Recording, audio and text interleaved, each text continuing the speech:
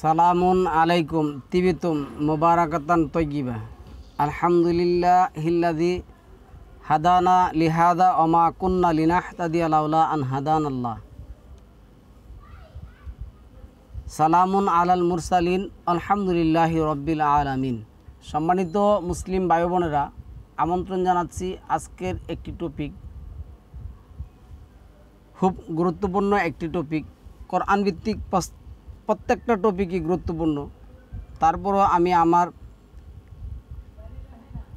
Subscriber শুভাকাঙ্ক্ষী ভাইদেরকে বিশেষ অনুরোধ জানাবো, আজকের টপিকটা একটু বোঝার জন্য চেষ্টা করবেন। কারণ পৃথিবীতে আমার জানা মতে এমন কোনো সম্প্রদায় নাই যারা সামাজিক, কিছু তো আছে অসামাজিক, তাদের বেলা তো বলা যায়। তারা তাদের সৃষ্টিকর্তা রবের কাছে চায় না, প্রত্যেকেই চাই। আপনার দেখবেন যে যারা নিজেদেরকে হিন্দু দাবি করে, তারা তাদের সৃষ্টিকর্তাকে ঘরের মধ্যে রাখে বা তারা সৃষ্টিকর্তার স্বরূপ রাখে। এটা 39 নম্বর সূরার 3 নম্বর আয়াতের মধ্যে আসছে। তারা বলে, মা না আবুদুহুম ইল্লা লিয়ুকাররিবুনা ইলাল্লাহি যুলফা। আমরা এদের ইবাদত করি না, আমরা এদের মাধ্যমে আমাদের সৃষ্টিকর্তার সান্নিধ্যে পৌঁছতে চাই। তো আমাদের সৃষ্টিকর্তা, আমরা যারা নিজেদেরকে মুসলিম দাবি করেছি, এর মধ্যে দুইটা জিনিস আছে আপনার বুঝতে হবে। একটা হলো মুসলমান আর একটা হলো মুসলিম। সালামুন আলা ইব্রাহিমকে আল্লাহ যেটা বললেন, ওয়াইজ কালা লাহু আইয়া ইব্রাহিম আসলিম। ইব্রাহিম বলল, আসলাম তু লি রব্বিল আলামিন, তুমি আত্মসমর্পণ করো। ইব্রাহিম বলল, আমি আত্মসমর্পণ করলাম। এই আত্মসমর্পণের অর্থ কী? এটা কিন্তু সালামুন আলা ইব্রাহিম বলছেন, রব্বানা ওয়া আরিনা মানা সিকানা, মানা সিকানা। এটা নাসেক মানসেক যেটা নির্দিষ্ট করে দেন কিভাবে আপনার ইবাদত করতে হয়। আপনি আমাকে দেখিয়ে দেন, ওয়া আরিনা আরিনা, আপনি আমাকে দেখিয়ে দেন কিভাবে আপনার ইবাদত করতে হবে। তো আল্লাহ বললেন 2 নম্বর সূরার 198 নম্বর আয়াতের মধ্যে এবং 238 নম্বর আয়াতের মধ্যে, অজকুরুহু, জাকারা ইয়াসকুর থেকে আসছে, অজকুরুহু, তোমরা এই ইবাদতটা করো, কামা আল্লামাকুম মা লাম তাকুনু তা'লামুন। কামা দিয়ে সেরা আমরা বুঝি যেভাবে আল্লাহ তোমাকে শিক্ষা দিয়েছেন। আজকের আমাদের সালাতের যে টপিক, এই টপিকটার হেডলাইন হলো, পৃথিবীর সবথেকে কঠিন এবং সবথেকে কঠিনতম থেকে কঠিন ইবাদত হলো সালাত। যার কারণে আমরা কোরআনের মধ্যে দেখি কি, সালামুন আলা শুআইব এখানে যে আসছে, তার কাওমের লোকেরা তাদেরকে যখন বলছিল তোমরা সালাত আদায় করো, তারা বলল, তোমার সালাত কি আমাদেরকে এই নির্দেশ দেয়, এই সমস্ত কিছু নির্দেশ দেয়? এইখানে 88-তে যেটা আসছে, কি আসছে, ক্বালা ইয়া কাওমি। কথাটা খুব মনোযোগ দিয়ে বুঝতে হবে, কারণ আমাদের মধ্যে কিছু আহলে কুরআনিস্ট, বিশেষ গবেষক দল বাইরেছে। গতকালকে আমারে এক ভাই দিছেন, এই কমেন্টস করছেন, কিছুই জানে না, শুধু বকবক করে।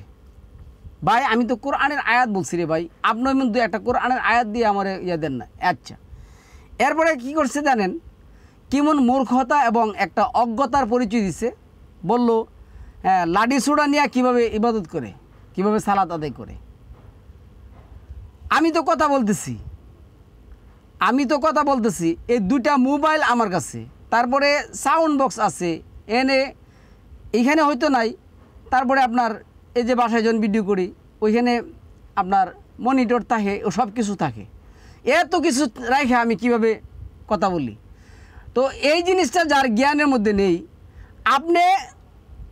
আপনাকে আল্লাহ অনুমোদন দিছেন, আপনাকে আল্লাহ পারমিশন দিছেন, এতে কোনো তোমার দোষ হবে না যদি কিনা তুমি শত্রুদের ভয়ে কি করো, অস্ত্র গ্রহণ করো।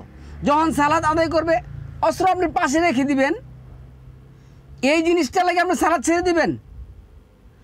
আমি তো বারবার বলতেছি, সালাত শব্দটা এটা হলো মারেফা, নির্দিষ্ট করে দেওয়া হয়েছে। এই শব্দটার অর্থ হলো মহান আল্লাহর কাছে চাওয়া। সালামুন আলা মুহাম্মদকে আল্লাহর সান্নিধ্যে নিয়ে, এটা 53 নম্বর সূরা নাজমের 1 থেকে 13 নম্বর 14 নম্বর আয়াত বলতে দেখুন, ওইখানে আল্লাহ কি বলছেন? সুম্মা আওহাইনা কা ইলা আওহা, ওহি করলেন। কি ওহি করলেন? যে আমি তোমাকে বিশেষভাবে আমার কাছে চাওয়ার জন্য অনুমতি দিয়ে দিলাম। সালাত শব্দের অর্থ হলো আল্লাহর কাছে চাওয়া। এই চাওয়ার জন্য আপনার কোনো সময় অসময় নেই, যেই কোনো সময় আপনি চাইতে পারবেন। তবে আল্লাহ বিশেষ কয়েকটা টাইম নির্দিষ্ট করে দিয়েছেন। যেমন 2 নম্বর সূরা আল বাকারার 187 নম্বর আয়াতের মধ্যে আল্লাহ যেটা বলছেন, হাইতুল আবিয়াদু মিনাল হাইতুল আসওয়াদ, তোমরা হাইতুল আবিয়াদ গভীর অন্ধকার রাতের যে শেষ প্রহর, এই সময় তোমরা কি করবে?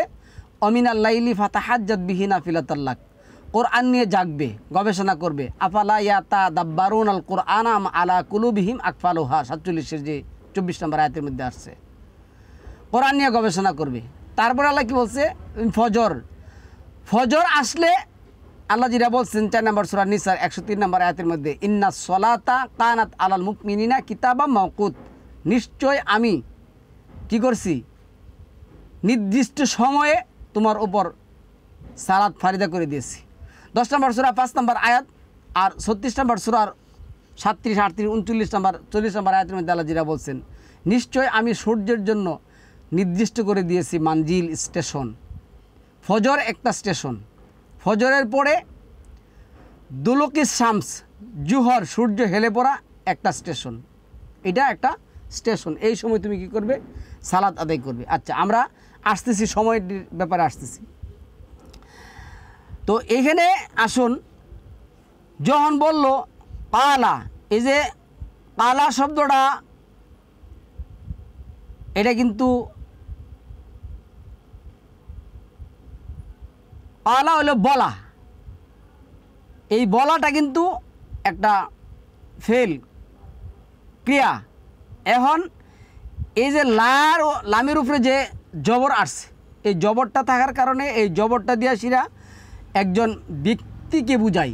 বলছে কে বলছেন? একজন ব্যক্তি বলছেন। কালা, সে বলল,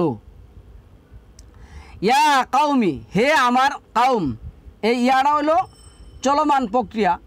এখানে কিন্তু কাউমি, কাফ ওয়াও মিম, এটা কিন্তু ফাইল হয়েছে, মাজদার হয়ে গেছে, যাই হোক।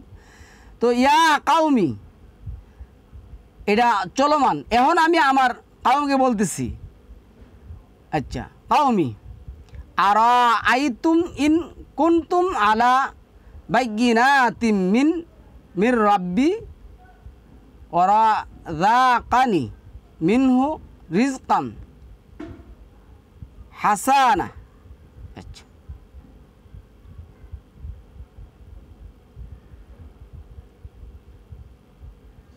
এটা 87 নম্বর আয়াতে, এই 11 নম্বর সূরার। কালু, তারা বলল। এইখানে আবার আমি কিন্তু ওইখানে 1 বছর আনলাম, আর এইখানে কি আসছে? বহু বছর না। কালু, তারা বলল, ইয়া, এই যে চলমান, ইয়া শুআইবু, এই ইয়াটা কিন্তু চলমান, ওইটার মধ্যেও বললাম। এখনও যদি আপনি, এই যে আমরা সালাতের জন্য বলি, তখন তারা কি করে?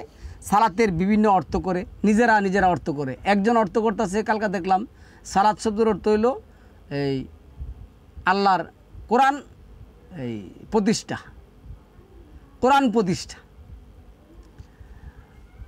আমি কালকে নিজে শুনছি, আমার নিজের কান দিয়ে শুনছি, কোরআন প্রতিষ্ঠা 45 নম্বর সূরার সালাতের অর্থ দিছি। আরেকজন বলতেছে সালাত অর্থ যোগাযোগ, আরেকজন বলতেছে সালাত অর্থ ভালো কাজ, আরেকজন বলতেছে সালাত অর্থ হইলো কী জানে রে, মানে এইভাবে বিভিন্ন ধরনের অর্থ করে। কারণ কি জানেন, সালাত একটা পৃথিবীর কঠিনতম ইবাদত।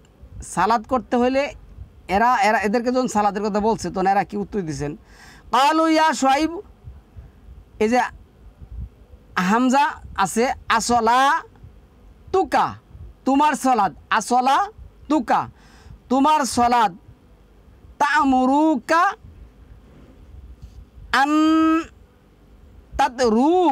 আন তাতরুকা মা ইয়াবুদু আবাউনা আও আন তাফআলা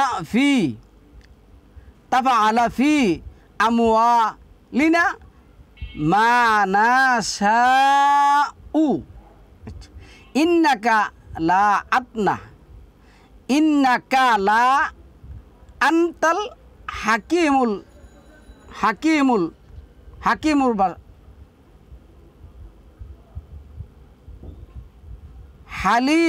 হালিমুশাহিদ।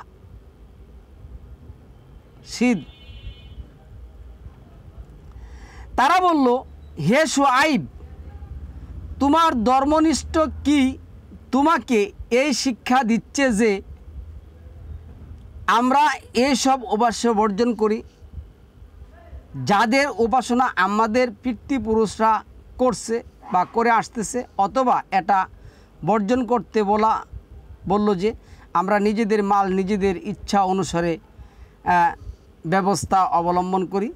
বাস্তবিকই তুমি হচ্ছ বড় সহিষ্ণু সদাচারী। আচ্ছা, এইখানে যারা তথাকথিত আহলে কোরআন আছেন, কোরআন মানেন বলেন, তারা বলল সালাদ যদি রুকু সিজদা এবং দাঁড়ানো হয় তাহলে শুআইবের দেখুন সালাদ রুকু সিজদা দাঁড়ানো আমরা তো বলি না।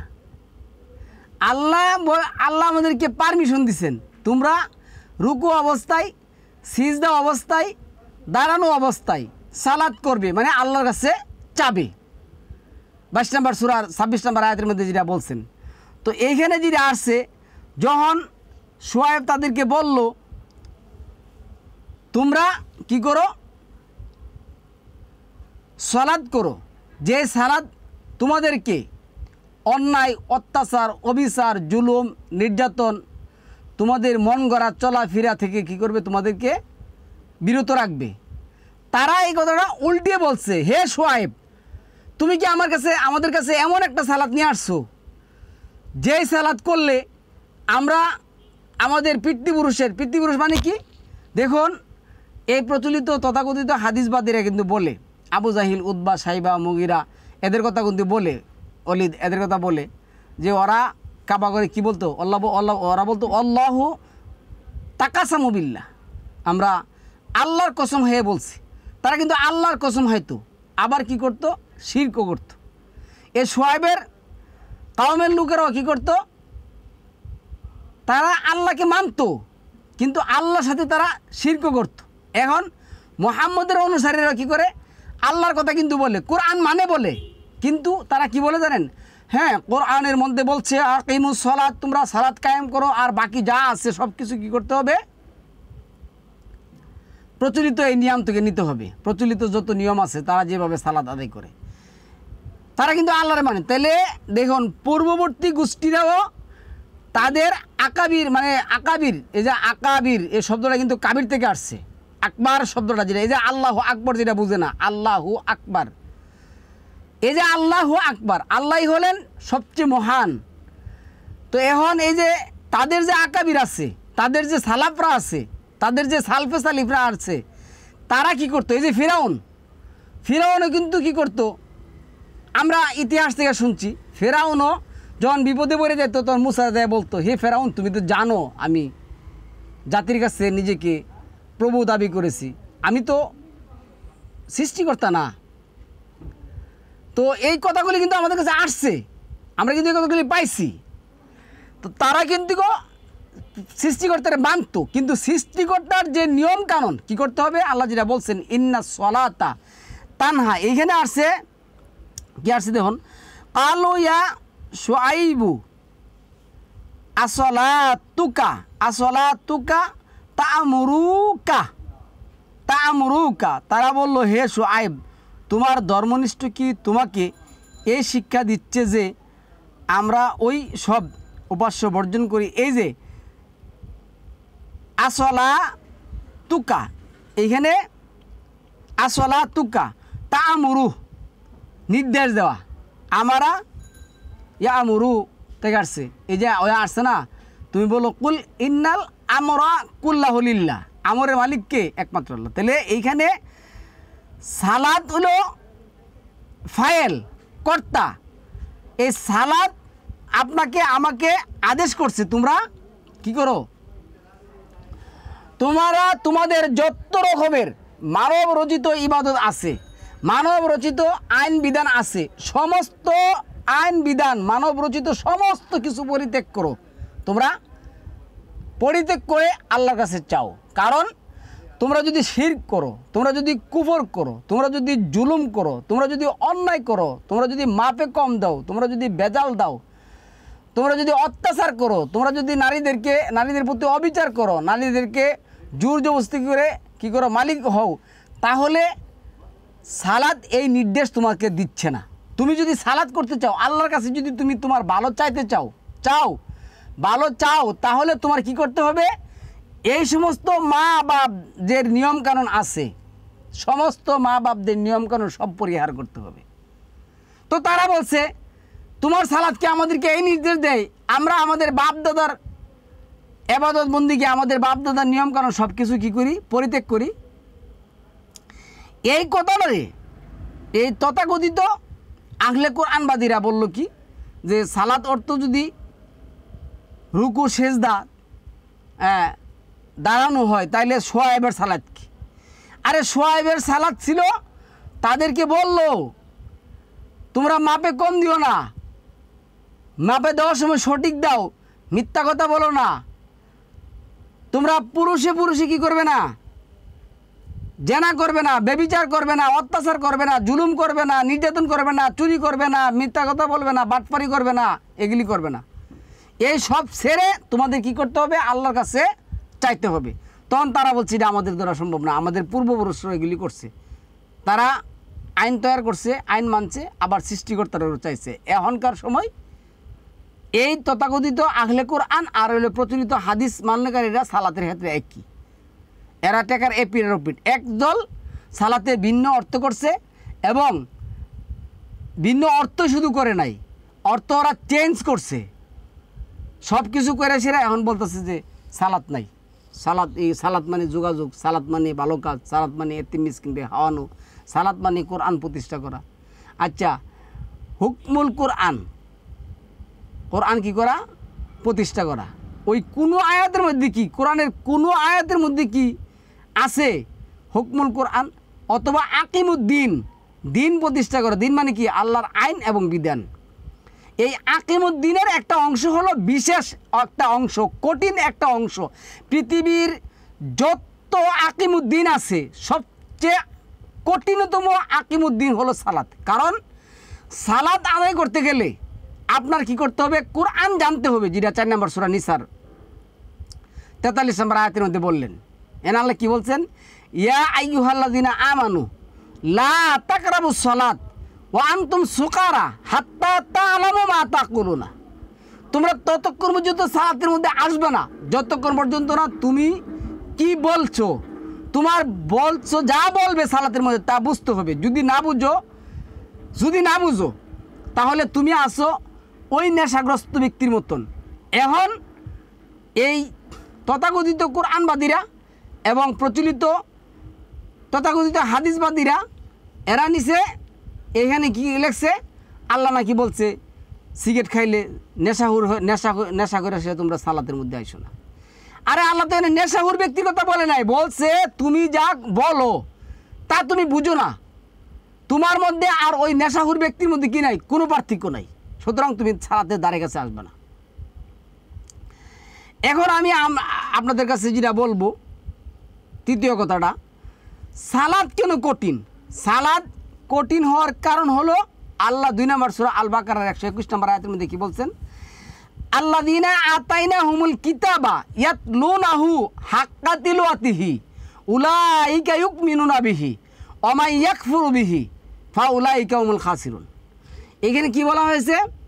যে যাদেরকে এই কিতাবটা দেওয়া হয়েছে তারা যেন সত্য সহকারে বুঝে বুঝে পাঠ করে, তারপরে বিশ্বাস স্থাপন করে, তারপরে আমল আনে। এখন এই কোরআন সত্য সহকারে বুঝে বুঝে পাঠ করতে গেলে, সালাতের সঠিক অর্থ করতে গেলে, যেটা আমরা কোরআন থেকে পাই, 9 নম্বর সূরা 103 নম্বর আয়াত, সালামুন আলাইহি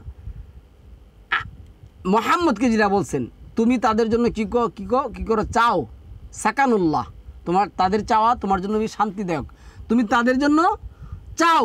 আবার আমাদের সবাইকে যেটা বলছেন 33-56-তে, ইয়া আইয়ুহাল্লাযীনা আমানু, হে তোমরা যারা ঈমান এনেছো, তোমরা যারা কি করছো, ঈমান এনেছো, তোমরা কি করো, চালু করো, আমার কাছে চাও, চাওয়াটা তোমরা কি করো, প্রতিষ্ঠা করো। এখন প্রতিষ্ঠা করতে গেলে ভাই, প্রতিষ্ঠা করতে গেলে আপনার কিছু কাজ করতে হবে কি হবে না? আপনি চাবেন, আমি আপনাকে বলছি, ধরুন সকালে আপনি সন্ধ্যার সময় ঘুমালেন, 10টা 12টা 11টা 2টা যাই ঘুমালেন, এখন আল্লাহ যেটা বলছেন, এই যে ফজর অমিনাল লাইলি ফাতাহাজ্জাত বিহি নাফিলাতাল লাক, তুমি ফজর উঠে সেরা কোরআন নিয়ে কী করো, গবেষণা করো। হ্যাঁ, এটা এই 3 নম্বর সূরার 191 নম্বর আয়াতের মধ্যে যেটা বলছেন, আল্লাযীনা ইয়াযকুরুনাল্লাহা কিয়ামান ওয়া কুউদান ওয়া আলা যুনুবি ওয়া ইয়াতাফাক্কারুনা, যারা চিন্তা করে, ভাবে, গবেষণা করে, রব্বানা মা খালাকতা হাযা বাতিলান, এগুলি তুমি অনর্থক সৃষ্টি করো নাই, লিয়াতাফাক্কাহু, ওই যে 9-122, এই কোরআন নিয়ে ভাবে। আর আল্লাহ বলছে যারা আমার এই কোরআন নিয়ে কী করে গবেষণা করে ভাবে তারা হলো আলিম, 35 নম্বর সূরার 28 নম্বর আয়াত 29 নম্বর আয়াতের মধ্যে। তাহলে আল্লাহ কোরআন নিয়ে ভাবতে বলছেন। আল্লাহ বলছেন ওয়ালাকাদ ইয়াসসারনাল কোরআন লিযিকর ফাহাল মিন মুদ্দাকির, কেন তোমরা এই কোরআন থেকে উপদেশ নিচ্ছ না? আসো কি কেউ উপদেশ গ্রহণকারী? আমি তোমাদেরকে সহজ করে দিয়েছি এই বিধান উপদেশ নেওয়ার জন্য। তো এখন আপনি এই কাজটা করতে গেলে, দেখুন আল্লাহর কাজ করতে গেলে, আমরা বাংলাতে মানে যখন মাদ্রাসায় পড়ছিলাম তখন বলতাম ইন্নাল্লাহা তয়্যব, নিশ্চয় আল্লাহ পবিত্র, লা ইউকবালু ইল্লা তয়্যবা, আল্লাহ পবিত্রতা ছাড়া কোনো কিছু গ্রহণ করেন না। এখন আমি আপনাকে বলি, শুআয়বের দল বলেন, আদমের দল বলেন, ইব্রাহিমের দল বলেন, যার দলই বলেন, যার কাওমের লোকই বলেন, তারা তাদের জীবনে জেনা, বেবিচার, ঘুষ, অত্যাচার, মারামারি, জুলুম, নির্যাতন, ফিতনা, ফাসাদ, ওজনে কম, তহলদার, গরিবের অত্যাচার, সকল কিছু বহাল রাইখা সালাত প্রতিষ্ঠা করতে পারবো? সকল কিছু সাইরা বলতে হবে কি, আলা লিল্লাহি দীনুল খালেস, সকল কিছু সারার পরে খালেস হয়ে সেরা, খালেস হয়ে কী করতে হবে, আপনার আল্লাহর কাছে চাইতে হবে, খালেস হয়ে আল্লাহর কাছে কী করতে হবে, আপনার চাইতে হবে। তো এখন এই খালেস হওয়াটাই তো সবচেয়ে বড় কঠিন। কয়জন মানুষ সমাজের মধ্যে পাবেন সে আল্লাহর কথা মধ্যে কী করছে, কোরআনটা পুরোপুরিভাবে বুঝছে, তারপরে আল্লাহর কাছে চাওয়ার জন্য দাঁড়িয়েছে, তারপরে আল্লাহর কাছে চাওয়ার জন্য দাঁড়িয়েছে? আছে কি কেউ? আমার জানা মতে তো আমি পাই না, আমার জানা মতে আমি পাই না। তো এইখানে আল্লাহ যে কথাটা বলছেন, এই যে 33 মানে আর 50 নম্বর সূরার 33 নম্বর আয়াতের মধ্যে, এই যে যারা না দেখেই দয়াময় আল্লাহকে ভয় করে।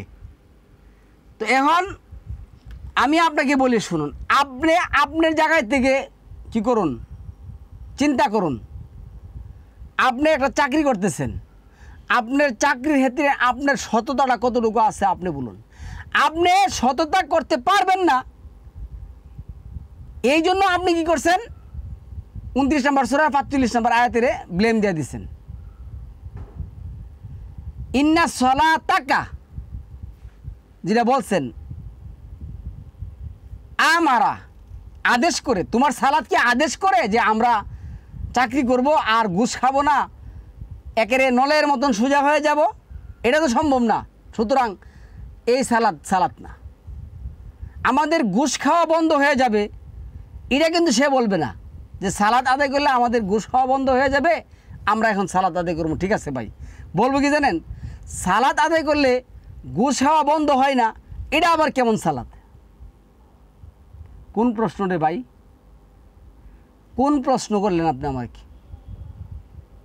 এই যে আহলে কোরআনবাদীরা, তারা তো এইখানে আল্লাহ কি বলছেন, মান খাশিয়ার রাহমানা বিল গাইবি, যারা না দেহেই দয়াময় আল্লাহকে ভয় করে এবং রাহমানি ওয়াজা কালবিন মুনিব, ভয় করে এবং বিনীত চিত্তে উপস্থিত হয়। কালবে মনিব, কালবে সালিম, বিশুদ্ধ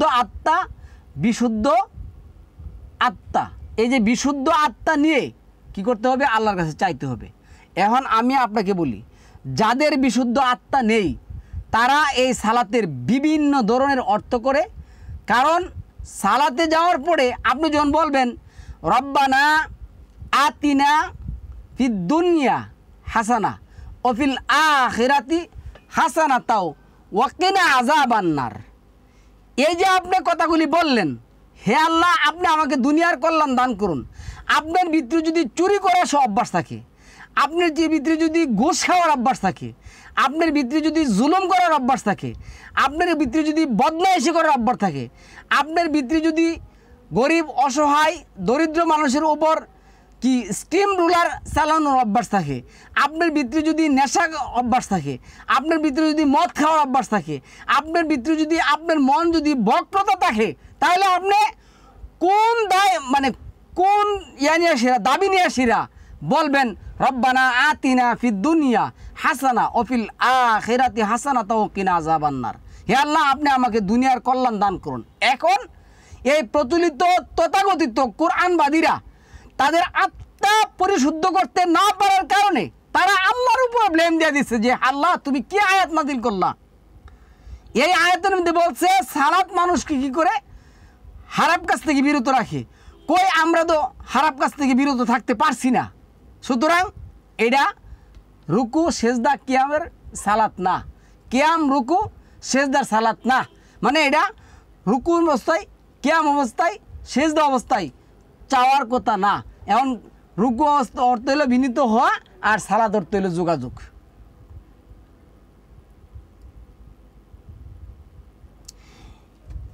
এই সালাত যাতে না পড়ার জন্য লাগে, এই সালাত যাতে না করা লাগে, এর জন্য হাজারো রকমের কিচ্ছা কাহিনী আছে। এই যে প্রচলিত তথাকথিত যে হাদিসবাদীরা আছে তারা কি করছে আপনাকে আমি দেখাচ্ছি। এই যে একটা জিনিস আপনাকে দেখাচ্ছি, রাখুন জিনিসটা দেখান তো ভাই। আপনারা মনে কিছু না, এটি দেখলে দেখে না দেখলে নাই, কিন্তু এইখানে দেখুন এক লোক আছে কি বলতেছে দেখুন।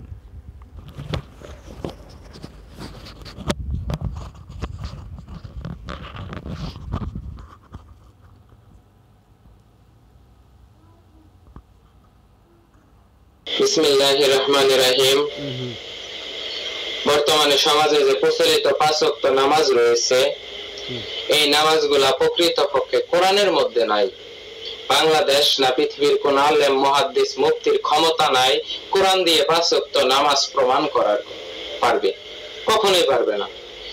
বর্তমানে যে হাদিসগুলা রয়েছে নামাজের, সম্পূর্ণ হাদিস ভাওতাবাজি, টাউটারি, বাটপারি দিয়ে ভরপুর। বাংলাদেশের আলেম সমাজেরা এই 5 ওয়াক্ত নামাজের যে প্রমাণগুলা দিতেছে আশ্চর্যজনক। আমি নিজে শুনে আশ্চর্য হয়ে গেছি এরা কি বলতেছে। এক আলেমের সাথে আরেক আলেমের কোনো কথার মিল নাই। এক মৌলানা বলতেছে একভাবে, আরেক মৌলানা বলতেছে আরেকভাবে।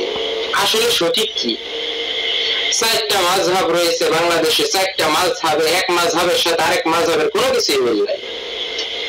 আল্লাহ একজন, নবী একজন, কোরআন একটা, সকলের মধ্যে ধর্ম থাকবে একটা, তাহলে এতগুলা বিভ্রান্ত কেন? কারণ শুধু মানুষের তৈরি ইবাদত বন্দেগী আমরা সমাজে প্রচলন করে রাখছি, কোরআন অনুযায়ী জীবন চালাই না। যদি কোরআন অনুযায়ী জীবন চালাইতাম সবাই আমরা এক হয়ে যাইতাম। বর্তমানে নামাজ সম্পর্কে, নামাজের প্রকৃত পক্ষে মিথ্যা, এর কোনো প্রমাণ নাই। মৌলানারাই প্রমাণ দিলেন। বর্তমানে বাংলাদেশে যে ধর্ম ব্যবসায়ী মোল্লা আছে, এদেরকে মাওলানা বলি না, আমি বলি আর হলো ধর্ম ব্যবসায়ী মোল্লা। এই ধর্ম ব্যবসায়ী মোল্লারা নিজেরা প্রমাণ দিয়ে দিচ্ছে যে 5 ওয়াক্ত নামাজ প্রকৃত পক্ষে কোরআনে নেই। কিভাবে, কোন নামাজ কিভাবে আসছে, কারোর সাথে কারো কথা মিল নাই। এক হাদিস আরেক হাদিসের মুখোমুখি সাংঘর্ষিক, এক বক্তার কথা আরেক বক্তার কথা মুখোমুখি সাংঘর্ষিক, কারোর সাথে কোনো সম্পর্ক নাই। কোনটা সঠিক? আপনার একটু ভিডিও গুলা দেখেন। বাংলাদেশের ধর্ম ব্যবসায়ী মোল্লা যারা হয়েছে, যারা নামাজকে মুসলমানের মেন ইবাদত বানাইছে, কিন্তু এটা শয়তানের ইবাদত। আপনারা আজকে এই ভিডিওটা যদি খুব ভালোভাবে দেখেন, বর্তমানে 5 ওয়াক্ত নামাজের প্রতি মানুষের যে বিশ্বাস, এগুলো একদম চলে যাবে তাদের কথা অনুসারে। আর কোরআন অনুযায়ী এই 5 ওয়াক্ত নামাজ কোরআনে নাই। মুসলমান এই 5 ওয়াক্ত নামাজের সাথে কোনো সম্পর্ক নাই। বীরশ্রেষ্ঠ আল্লামা হযরত মাওলানার কথা হইলো কোরআনের মধ্যে 5 ওয়াক্ত নামাজ নেই।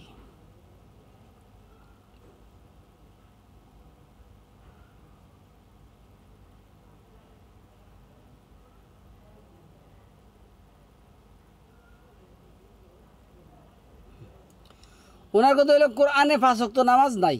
এখন প্রচলিত মোল্লারা কি বলে এইটা আপনাদেরকে আমি একটু শোনাচ্ছি, দেখুন। তিনি 2 রাকাত সালাত পড়ে শুকরিয়া আদায় করেছেন, এটা হলো ফজরের সালাত। আলাইহিস সালাম যখন আকাশ থেকে প্রথম পৃথিবীতে এসেছেন, সুবহে সাদিকের দৃশ্য দেখে আল্লাহর কৃতজ্ঞতায় তিনি 2 রাকাত নামাজ পড়ছেন। সেটাকে আল্লাহ ফজরের 2 রাকাত ফরজ হিসেবে কিয়ামত তক রেখে দিয়েছেন। সর্বপ্রথম জোহর নামাজ পড়েছিলেন হযরত ইব্রাহিম আলাইহিস সালাম, আর এটা তখন পড়েছিলেন যখন তিনার কলিজার টুকরার সন্তান হযরত ইসমাঈল আলাইহিস সালামকে কুরবানি দেওয়ার নির্দেশ দেওয়া হয়েছিল। হযরত মুসা কালিমুল্লাহ তিনি যখন তুর পাহাড়ে আল্লাহর সঙ্গে কথা বললেন, শুকরিয়া হিসেবে 4 রাকাত নামাজ পড়ছেন। আল্লাহ পাক ওটাকে জোহর হিসেবে কবুল করে নিয়েছেন। ইব্রাহিম নবীরে নমরুদে আগুনের ভিতরে ফলাইছে, আগুন ফুল বাগান হয়ে গেছে।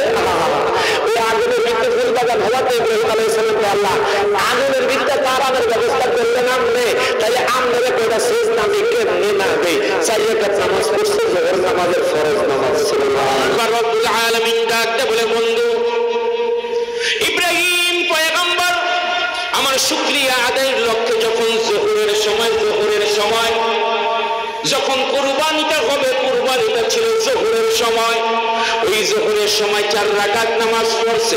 এই কারণে আমি রব্বুল আলামিন ওই 4 রাকাত নামাজকে এত বেশি পছন্দ করলাম, আপনার উম্মতের জন্য ওই 4 রাকাত জোহর নামক ফরজ নামাজ হিসাবে আমি রব্বুল আলামিন ওই নামাজকে ফরজ করে দিলাম। আর সর্বপ্রথম আসরের নামাজ পড়েছিলেন হযরত ইউনূস আলাইহিস সালাম, আর এটা তখন পড়েছিলেন যখন তিনি মাছের পেট থেকে সহিহ সালামত বের হয়ে আসেন আর একটা নতুন জীবন ফিরে পান, তখন পড়েছিলেন। ইব্রাহিম আলাইহিস সালাম 100 বছর মৃত অবস্থায় ছিলেন। 100 বছর পরে আল্লাহ জিজ্ঞাসা করলেন, কেন নবী কত বছর মৃত অবস্থায় ছিলেন? একদিন অথবা একদিনের কিছু সময় মৃত অবস্থায় ছিলেন। আল্লাহ বললেন, 100 বছর ধরে ঘুমিয়েছিলেন। একদিন না, একদিনের কিছু সময়, 100 বছর। এই কথা শুনে তিনি শুকরিয়া হিসাবে 4 রাকাত নামাজ পড়লেন। এটা আসরের নামাজ। দাউদ আলাইহিস সালামের আপনি অবজারভেশন শুরু হয়েছে, মানুষ বাদ হয়ে যায়। দাউদ নবী দেরি করেন না, লগে লগে নামাজও দাঁড়ায় গেছে, 4 রাকাত নামাজ পড়ছে। এটা আসরের নামাজের 4 রাকাত ফরজ নামাজ এরকম ছিল। আসরের নামাজের টাইম যখন হয়ে গেল, নবী আলাইহিস সালাম ওয়াস সালাম তখন 4 রাকাত নামাজ আদায় করেছিলেন। এই নামাজটাকে আল্লাহ রাব্বুল আলামিন উম্মতে মুহাম্মাদের জন্য আসরের নামাজ হিসেবে কবুল করে নিয়েছেন। সুবহানাল্লাহ। আর সর্বপ্রথম মাগরিবের নামাজ পড়েছিলেন হযরত ঈসা আলাইহিস সালাম। দাউদ আলাইহিস সালামের আল্লাহ তওবা কবুল করলেন।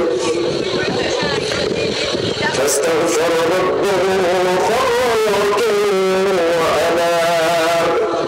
তওবা করে আল্লাহর কাছে ক্ষমা চাইলেন ও ক্ষমা পেয়ে রুকুতে পড়ে গেলেন। সালাতে মনোনিবেশ করে ফেললেন, এটা হলো মাগরিবের সালাত।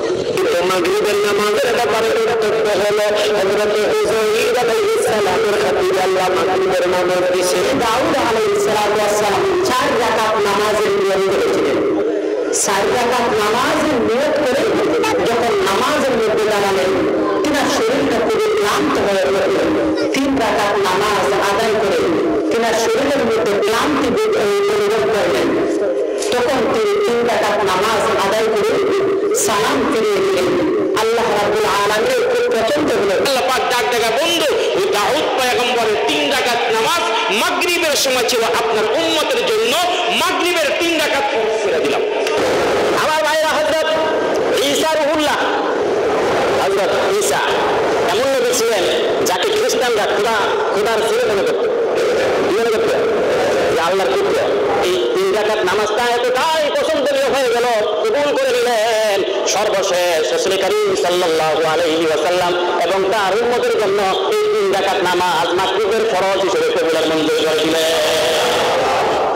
প্রথম ঈশার নামাজ পড়েছিলেন হযরত মুসা আলাইহিস সালাম। আর ঈশার নামাজ আল্লাহ যদি আমাদের যদি মেরাজ দিয়েছে, আমাদের যদি ঈশার নামাজের সঙ্গে সাথে নামাজ পড়তেন, আল্লাহ তাআলা হাবিব এই যাত্রার উম্মতের জন্য মেরাজ বানিয়ে দিলেন। ঈশা এই জন্য কোন নবী রাসূল এই ঈশার সালাত পড়েন নাই, একমাত্র আমাদের নবী মুহাম্মদ সাল্লাল্লাহু আলাইহি ওয়াসাল্লাম ওই সময় ঈশার সালাত একমাত্র প্রথমে তিনি করেছেন। যখন বিশ্বের মানুষেরা ঘুমিয়ে নিয়ে পড়ে তখন তিনি আল্লাহু আকবার দিয়ে আল্লাহ ওয়াহদাহু দাঁড়িয়েছেন। এটা হলো সালাতুল ঈশা।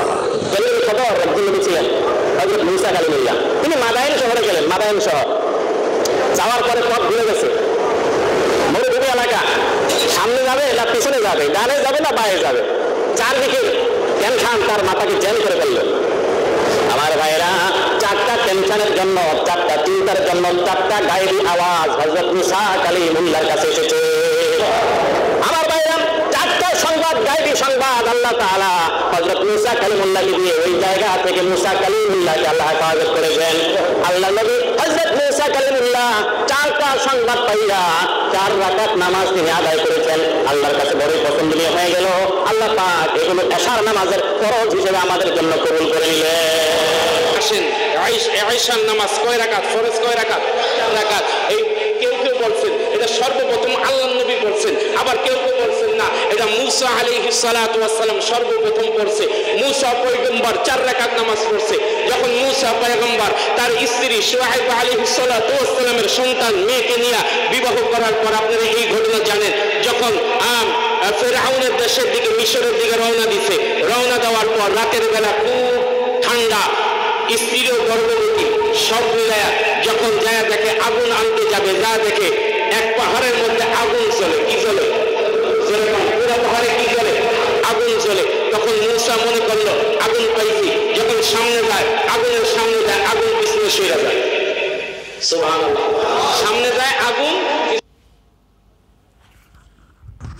সম্মানিত মুসলিম ভাই বোনেরা, আমি এই ব্যাপারে কোনো মন্তব্য করব না, তবে আপনারা তো দেখলেন এদের একজনের বক্তব্যের সাথে আরেকজনের বক্তব্যের মিল নেই। সবচেয়ে বড় কথা হলো এদের কাছে এই মেসেজটা কে দিল, কোরআনের কোন সূরার কোন আয়াতে আছে এই সমস্ত কথাবার্তা। আমি সালাদগুলির কথা বলি, দেখুন এই সালাদগুলি সম্পর্কে আল্লাহ যেটা বলছেন, আপনাদেরকে আমি বলি কোরআন থেকে আপনারা দলিল কেন নেন না। আমি আবারও বলি, আল্লাহ ফজরের কথা 2 নম্বর সূরার 187 নম্বর আয়াতের মধ্যে বলছেন, এটা তো আমি বলছিলাম। আচ্ছা, তাহলে এইখানে 17 নম্বর সূরার এই যে 17 নম্বর সূরার 78 নম্বর আয়াতে দেখুন কি লিখছে। আল্লাহ বলছে কি 17:78 কি বলছে দেখুন। এইখানে আল্লাহ বলল আকিম, তুমি প্রতিষ্ঠা করো। এই যে আসসালাওয়াতা, এই যে আসসালাওয়াতা, এই শব্দটা আর হলো 4 নম্বর সূরা 2 নম্বর আয়াতের মধ্যে 102 নম্বর আয়াতের মধ্যে যেটা আসছে হুবহুব দাড়ি কমা সেন্টেন্স পার্থক্য নেই। এই যে আলিফ লাম দিয়ে এটার কী করা হয়েছে, নির্দিষ্ট করা হয়েছে। আর আলিফ লাম থাকলে যেটা ফাঁকালেমার প্রথম অক্ষর হয়, যেটা ফাঁকালেমা আইন কালেমা লাম কালেমা, ফাঁকালেমার প্রথম অক্ষর হয়, এটার উপরে কি হয় তাসদিদ বসে। এলে লেখছে কি, যেমন আলিফের উপর একটা জবর থাকে, ধরতেই হবে আসসালাওয়াতা। তাহলে এই দুটি সালাত, আর তুমি দুটি সালাত প্রতিষ্ঠা করো। এখানে লিডা করলে, লিডা যদি হয় অবশ্যই তোমার জন্য দুটি সালাত প্রতিষ্ঠার নির্দেশ কি হয়েছে, দেওয়া হয়েছে। আকিম শব্দটা হলো এটা ইম্পারেটিভ অর্ডার, এর ফাইল মানে কর্তা, আদেশদাতা হলেন আল্লাহ। এটা হবে ওয়াহেদ, এটা আপনার গায়েব হাদের, এই অর্ডার আল্লাহ করছেন, এটার ফাইলকে আল্লাহ। আকিমুস সালাওয়াত অবশ্যই তোমার জন্য দুটি সালাত প্রতিষ্ঠা করতে হবে। কী করতে হবে? দুটি সালাত প্রতিষ্ঠা করতে হবে। দুলুক, এই দুলুক শব্দটার অর্থ হইল হেলে পড়া, ডলে পড়া, বাঁকা হয়ে পড়া। তাহলে দুলুক কি শামস অর্থ হইল কি সূর্য। তোমার জন্য অবশ্যই দুটি সালাত প্রতিষ্ঠা করার আদেশ বা নির্দেশ হয়েছে, জারি হয়েছে, এটা করতেই হবে। দুলুকি শামস, সূর্যে হেলে পড়া সময়। ইলা, এই ইলাটা এখানে ইলা হবে গায়া মোগায়া দিকে, আর যখন ইলার আগে আতিম্মু থাকবে, যেমন 2 নম্বর সূরা আল বাকারার 187 নম্বর আয়াতের মধ্যে আছে সুম্মা আতিম্মু সিয়ামা ইলাল লাইল। সিয়ামা ইলাল লাইল, রাত্র পর্যন্ত পূর্ণ করা। আর এখানে আতিম্মু শব্দ নেই, তাহলে ইলা এটার দিকে, গাসাকিল লাইল। এবং গভীর অন্ধকার রাত্রেও তোমার কি করতে হবে? সালাত আদায় করতে হবে।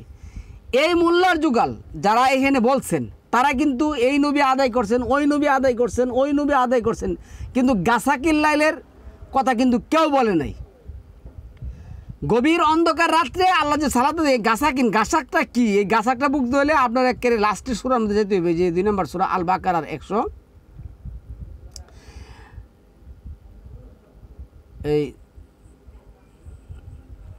14 নম্বর যে আয়াতটা আসছে, না 113 নম্বর আয়াতে কি আসছে দেখুন। এই যে এখানে আসছে 3 নম্বর আয়াতে দেখুন, ওয়ামিন শাররি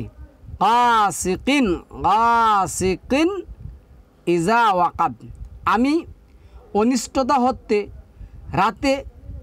রাতের যখন ওটা অন্ধকারাচ্ছন্ন হয়, গাছাক অন্ধকারাচ্ছন্ন, এটা কিন্তু সম্মানিত ঈশা না, ঈশা 12 নম্বর সূরা 16 নম্বর আয়াতের মধ্যে আসছে ঈশা। তাহলে এইখানে 113 নম্বর সূরা 3 নম্বর আয়াতের মধ্যে আসছে ওয়ামিন শাররি গাসিকিন ইজা ওয়াকাব। ইজা যখন, ইজাটা হলো জরফে জামান, যখন স্থান বুঝাই, যখন গভীরতম অন্ধকারাচ্ছন্ন রাত্র আসে, ওই রাত্র থেকে আমি কি চাই? তোমার কাছে আশ্রয় চাই। ওই রাত্র থেকে আমি আশ্রয় চাই জোহরের সময়। তো জোহরের সময় তো বলছেন, এই যে আপনার এই যে 30 নম্বর সূরার 17 নম্বর আয়াতের মধ্যে আল্লাহ কী বলছে দেখুন। তাহলে এই নিয়ে কিন্তু আমরা গভীর অন্ধকার রাত্রে পাই, আর ওইখানে কিছু আকিমু সালাতা লিদুলুকি শামস, জোহর পাই, গভীর অন্ধকার রাত্রে পাই, ফজর পাই। আচ্ছা, তাহলে এইখানে 30 নম্বর সূরা রুমের এই যে আয়াতের মধ্যে আসছে, এই যে 17 নম্বর আয়াতের মধ্যে কি আসছে? ফাসুবহানাল্লাহি হিনা তুমসুনা ওয়াহিনা তুসবিহুন। সুতরাং তোমরা আল্লাহর পবিত্রতা মহিমা ঘোষণা করো। তুমসুনা ওয়াহিনা তুসবিহুন, প্রভাতে, সন্ধ্যা মানে মাগরিব এবং সকাল প্রভাত সূর্য ওঠার সময়। আচ্ছা, তাহলে এখানে আছে 2টা। আর 11 নম্বর সূরা 114 নম্বর আয়াতের মধ্যে কী বলছেন? আকিমুস সালাতা তরাফা ইন্না হারি অজুলাফা মিনাল লাইল, তুমি সালাত প্রতিষ্ঠা করো দিনের দুই প্রান্তে, একটা হলো কি তুমসুনা আর একটা হলো কি ওয়াহিনা তুসবিহুন, সন্ধ্যা এবং প্রভাতে। সন্ধ্যা কোনটা? এই যে 18 নম্বর সূরা 86 নম্বর আয়াতের মধ্যে বললেন হাত্তা ইজা বালাগা মাগরিবা শামস, হাত্তা ইজা বালাগা মাগরিবা শামস, মাগরিব সূর্য অস্ত যাওয়ার সময়টাকে বলে সন্ধ্যা। আচ্ছা, এটা রাত্র বলে না। আচ্ছা, তারপরে আসছে 18 নম্বর আয়াতের মধ্যে আসছে ওয়ালাহুল হামদু ফিস সামাওয়াতি ওয়াল আরদ ওয়া আসিয়াও জুহর ওয়া আসিয়াও, আর ওটা কিন্তু ঈশা, ওটা কিন্তু আসিয়া না, ওটা ঈশা, আর এটা হলো আসিয়া জুহর। ওয়াহিনা তুজহিরুন, আর অপরাক্ষে ও জুহরের সময় এবং আকাশমণ্ডলীয় পৃথিবী সকল প্রশংসা তারই। তাহলে এইখানে আসছে 4টা অক্ত, ওই 87তে আসছে একটা অক্ত, তারপরে 2-100 মানে ইয়াতে কিনে 11-114তে আসছে 2টা অক্তের কথা আসছে। তারপরে 17 নম্বর সূরার 78 নম্বর আয়াতের মধ্যে আসছে 2টা অক্ত, একটা হলো জুহর আর হলো রাতের গভীর অন্ধকার। এই গভীর অন্ধকার রাত্রের সালাতের কথা মোল্লার দুগাল কী করছেন, খায়া ফেলাইছেন। এইখানে যখন আমি আপনাদের একটা কথা বলি, এই যে 25 নম্বর সূরার এই 64-65 নম্বর আয়াতে আল্লাযীনা ইয়াবিতুনা লিরাব্বিহিম সুজদাও ওয়া কিয়ামা, তারা সেজদা করে এবং কিয়াম করে। এখন একদল বলতেছে সালাত তো আমরা জানি কি এই দাঁড়ানো এবং রুকু এবং সিজদা, এইখানে তো দাঁড়ানোর কথা আসছে আর সিজদার কথা আসছে, রুকুর কথা আসে নাই। আচ্ছা, তোমার কাছ থেকে জিজ্ঞাসা আল্লাহ দিবে? তোমার কাছ থেকে জিজ্ঞাসা, কারণ ওয়ারকাউমা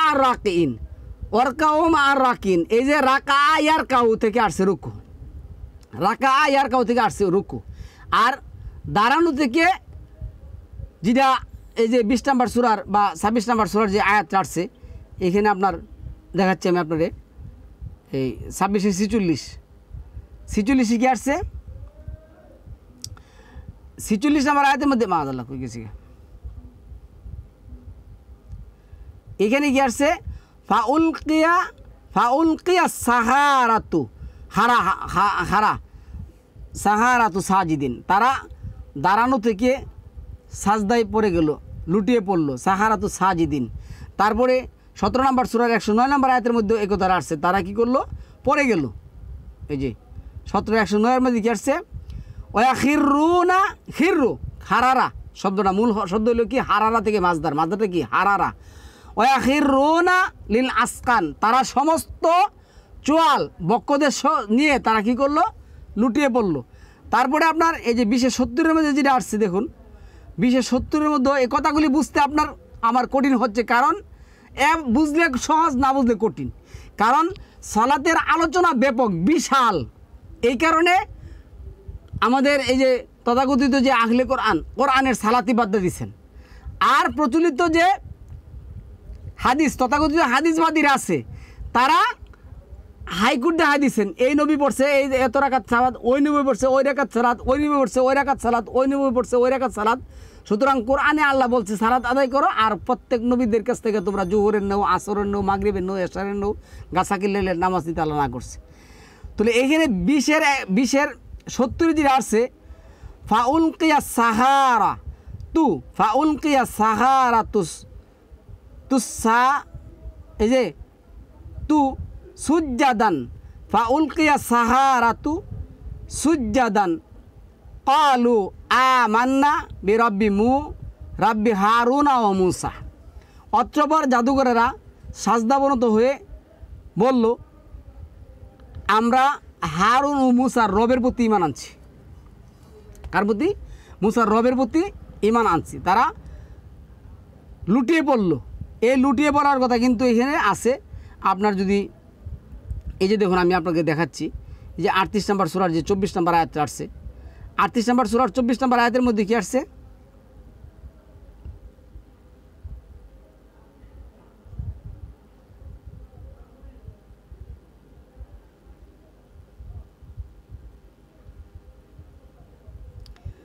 এই যে ওয়াজান্না দাউদু আন্নামা ফাতান্নাহু ফাস্তাগফারা রাব্বাহু ওয়াহাররা, এই যে হারারা, এটা তা মানে গ্রামারের ভাষায় যদি হারারা শব্দের অর্থ লুটিয়ে পড়া, লুটিয়ে পড়া। এখন লুটিয়ে পড়বেন কই, এই কথাটা কিন্তু আসছে। এটা কিন্তু আপনার এই ফেল, এটা আপনার ইয়ার আগে পড়ছে, এই আপনার ইসেমের আগে পড়ছে, ওইটাও ফেল মা আদাল্লাহ, এটা কিন্তু ফেল। হারারা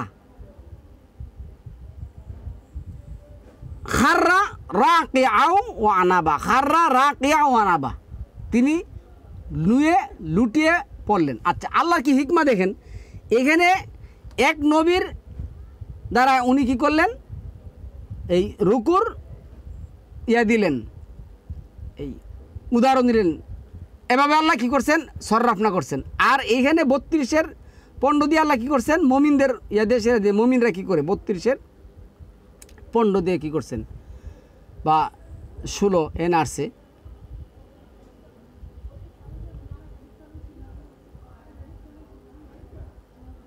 পণ্ডতে আসছে ইন্নামা ইউকমিনু বিআয়াতি নাল্লাযিনা ইযা যুকিরু বিহা খাররু সুজ্জাদাও ওয়া সাব্বাহু বিহামদি রাব্বিহিম ওয়া হুম লা ইস্তাকবারুন। আর মুমিনদের সামনে যখন কি করা হয়, আল্লাহর আয়াতগুলি পাঠ করা হয়, তারা কি করে, খাররু সুজ্জাদা, তারা লুটিয়ে পড়ে। একদল করছে কি, এই লুটিয়ে পড়ারে বলছে যে না এটা মাইনে নেওয়া। আরে মেনে নেওয়ার তো আসলিম, মেনে নেওয়ার আরবিটা হলো কি আসলিম। আমরা যেটা বলছি আসলাম তুলি রব্বিল আলামিন, তারপরে আমরা যেটা বলছি 2-136-এ আমরা আসলিম, আমরা মেনে নিলাম। তারপরে আল্লাহ যেটা বলছেন ইন্নাল্লাহা ওয়া মালাইকাতাহু ইউসাল্লুনা আলান নাবী ইয়া আইয়ুহাল্লাযীনা আমানু সাল্লু আলাইহি ওয়া সাল্লিমু তাসলিমা। এই তাসলিমা শব্দের অর্থ হলো মেনে নাও, মেনে নেওয়ার অর্থ তাসলিমা, আসলাম থেকে যেটা আসছে, সিলম থেকে যেটা আসছে, শান্তিটা তোমরা কী করো, মেনে নাও। তো এইখানে ওরা করতেছে কি, মেনে নেওয়া। তো এইভাবে তারা কি করছে, অস্বীকার করছে। এই অস্বীকার করার কারণ হলো তারা কোরআন থেকে আল্লাহর চাওয়াটা প্রতিষ্ঠা করবে না। চাওয়া প্রতিষ্ঠা করতে গেলে আপনার কি করতে হবে, দেখুন আপনি বলুন তো দেখি, আপনি যখন সকালে উঠবেন, আমি আপনাকে বলছি, আপনি যদি স্ত্রী হন তাও বলছি, আপনি যদি পুরুষ হন, মুয়ান্নাস অথবা মুযাক্কার যাই হন, যেটাই হন বলছি, আপনি ফজরের যে চাওয়ার কথা বলছে, রাত্রে আপনি কি করছেন, স্ত্রী সহবাস করছেন, করেন নাই, স্ত্রী সহবাস করছেন। এখন যে স্ত্রী সহবাস করছেন, আপনাকে আল্লাহ কি করছেন, সাল্লু করতে বলছেন। আপনি হাত ধুবেন না, মুখ ধুবেন না, হ্যাঁ স্ত্রী সহবাস করছেন, গোসলও করবেন না, আপনি কাপড়ও পরিষ্কার করবেন না, কিচ্ছু করবেন না, আপনি আল্লাহর কাছে চাওয়া শুরু করবেন। পারবেন চাইতে না, করবেন না। কি করবেন, আপনি পুত পবিত্র, কারণ হিন্দু, খ্রিস্টান, ইহুদি, বৌদ্ধ, জৈন, নাসারা, ফার্সি যা আছে সবাই তার রবের কাছে চায়, কিন্তু আপনি গিয়ে দেখুন কত ওরা সকালে উঠে সেটা গোসল করে, কি করে না, পুত পবিত্র, হয়তো ওরা ওভাবে করে, কোরআন ভিত্তিক ওরা করে না, কিন্তু তারাও তো করে। তো আপনি কেন, মানে কত নিকৃষ্ট একটা আকীদা হলে, আপনি বলতে পারেন যে আল্লাহর কাছে চাওয়ার দরকার নেই, মানে চাওয়ার দরকার নেই মানে সালাত নেই, চাওয়ার দরকার নেই মানে কি, সালাত নেই। এই সালাত নেই মানে কি, আপনি কোন ওই প্রচলিত ওই সমস্ত, আরে বাবা ওইগুলি তো নেই, ওরা তো কুফরি করে, আল্লাহর সাথে কুফরি করে কাফের হয়ে চলে গেছে কোরআন থেকে, তারা কোরআনে কোনো একটা ইবাদত মানে না। কিন্তু আপনি কোরআন মানান, উদাহরণ দেন প্রচলিত নামাজের, কেন আপনি প্রচলিত নামাজের উদাহরণ দিবেন, কেন দিবেন আপনি প্রচলিত নামাজের উদাহরণ? এই আয়াতগুলি প্রতিষ্ঠা করবো কে? আল্লাহ যে বলছেন তোমরা আমার কাছে চাও, চাইতে বলেন নাই 40 নম্বর সূরার 60 নম্বর আয়াতের মধ্যে, চাইতে বলেন নাই তোমরা আমার কাছে চাও। তাহলে আপনার চাইতে হবে, চাওয়ার জন্য যদি আপনি পরিষ্কার হন, তাহলে আপনি 22-29 প্রতিষ্ঠা করলেন। চাওয়ার যদি আপনি কি হন, পুত পবিত্র হন, পরিষ্কার হন, তাহলে আপনি 5-6, 4-43 করলেন। চাওয়ার জন্য যদি আপনি হাত মুখ ধৌত করেন, মাথা মাসেহা করেন, পা মাসেহা করেন, তাহলে আপনি 5-এর 6 প্রতিষ্ঠা করলেন। কাপড় পরিষ্কার করলে 74-এর 4 প্রতিষ্ঠা করলেন। এবং চাইতে আসার পরে আল্লাহ যে পদ্ধতিগুলো দিচ্ছে, যখন তুমি কোরআন থেকে পড়বে তুমি বললা নিবে রাব্বি আউযুবিকা মিন হামাজাতি শায়াতিন ও আউযুবিকা রাব্বি আইয়াহদুরুন, তাহলে আপনি 23-এ 97, 98 এবং 16-র 98 প্রতিষ্ঠা করে নিলেন। চাওয়ার মানে সালাতের মধ্যে যখন আপনি চাবেন, তখন আপনি আল্লাহ যেটা বলছেন অস্তাঈনু বিস-সাবরি ওয়াস-সালাত, ধৈর্য এবং অধ্যবসায় সহকারে তোমরা সালাতের মধ্যে আমার কাছে চাও, তাহলে 2-এর 45, 153 প্রতিষ্ঠা করে নিলেন। এবং চালু যখন করলেন আয়াত কতগুলি আপনি জানেনই, তাহলে এই আয়াতগুলি আপনি কী করলেন? ওইটি তো হাজু মশলা, তরকারি তো আপনার হলো কি রুই মাছ অথবা ইলিশ মাছ, বাকিগুলি কি হাজু মশলা, ওইগুলি আপনি করতে হবে, ওইগুলি না হলে আপনার হবে না। এবং সালাদ করতে গেলে যে সালাদ সোয়াইবের লোকেরা অস্বীকার করছিল, যে সালাদ মুহাম্মদের কাওমের লোকেরা অস্বীকার করছিল, যে সালাদ ইব্রাহিমের কাওমের লোকেরা অস্বীকার করছিল, যে সালাদ সমস্ত নবীরাদের লোকেরা অস্বীকার করছিল, ওইটা হলো কি সালাদ প্রতিষ্ঠা করতে গেলে আল্লাহ বলছে আমার বান্দাদের মধ্যে যারা মুমিন তারা সালাদ কি করবে? প্রতিষ্ঠা করবে। মুনিবিনা ইলাই, এই যে 30 নম্বর সূরা 30 নম্বর আয়াতের মধ্যে 31 নম্বর আয়াতের মধ্যে মুনিবিনা ইলাই হতে হবে, একনিষ্ঠভাবে আল্লাহর দিন মেনে নিতে হবে, খালেস অন্তর হতে হবে। তাহলে খালেস অন্তর করতে পারবেন না আপনি, দোষ হয়েছে কোরআনের সালাতের। এই খালেস অন্তর প্রতিষ্ঠা করতে পারবেন না আপনি, দোষ হয়েছে কোরআনের সালাতের, যে কোরআনের সালাত নাই। ওই যে 45 নম্বর সূরা আর এই 45 নম্বর আয়াতের যেটা 29-এর যেটা বলছেন ইন্না সলাতা তানহা আনিল ফাহশাই ওয়াল মুনকার, ইন্না সলাতা নিশ্চয় সালাদ, এর সালাদটা হলো কি ফাইল, নিশ্চয় সালাদ বিরত রাখে মানুষকে। এটা যদি আপনি নেগেটিভ করেন, নেগেটিভ যদি করেন কি তোমার সমস্ত প্রকার আকাম এবং কোকাম থেকে বিরত হয়ে সালাত আদায় করতে হবে। আপনি বেশি বুঝুন তো আল্লাহর চেয়ে, আপনি বলতেছেন যে ভাই সালাত পড়া কেউ এ সমস্ত জিনিস থেকে বিরত থাকছে, এটা তো আমি দেখি না। কত বড় পণ্ডিত আপনি হয়েছেন ভাই, কত বড় পণ্ডিত আপনি হয়েছেন। তো সালাতের বিভিন্ন অর্থ করে, সালাতকে না করার জন্য বিভিন্ন ধরনের কায়দা কৌশল এরা অবলম্বন করে। যারা আমার এই বক্তব্যগুলি শুনুন, দেখুন আমি অনেক সময় একটু কড়া ভাষায় কথা বলা শুরু করি, আর এই জিনিসটা আপনারা দেখবেন না। মূল থিমসটা, মূল জ্ঞানটা এখান থেকে আপনারা কোরআনের আয়াতগুলি পড়ে পড়ে নেওয়ার চেষ্টা করবেন। আজকের মতন বক্তব্যটা আমি এইখানে শেষ করব। আজকের বক্তব্যের হেডলাইন যেটা ছিল, পৃথিবীর মধ্যে সবচেয়ে কঠিনতম ইবাদত হলো সালাত। কারণ সালাত করতে গেলে আপনার সব কিছু করতে হবে, কোরআন ভিত্তিক ঈমান আনতে হবে, কোরআনকে সত্য সহকারে বুঝতে হবে, কোরআন, তারপরে আপনার এই বেবিচার অত্যাচার এগুলি ছাড়তে হবে, তারপরে আপনার কি করতে হবে প্রতি অক্তে প্রতিবার আপনার কি করতে হবে পরিষ্কার পরিচ্ছন্ন হতে হবে, বিভিন্ন ধরনের কথাবার্তা আছে, এগুলি করতে হবে। না করলে আপনার সালাদ হবে না, না করলে আপনার সালাদ হবে না। সুতরাং আপনার এগুলি করতে হবে। আল্লাহ আমাদেরকে বোঝার তৌফিক দান করুক। সালামুন আলাইকুম তিবিতুম মুবারাকাতুন তৈয়িবা।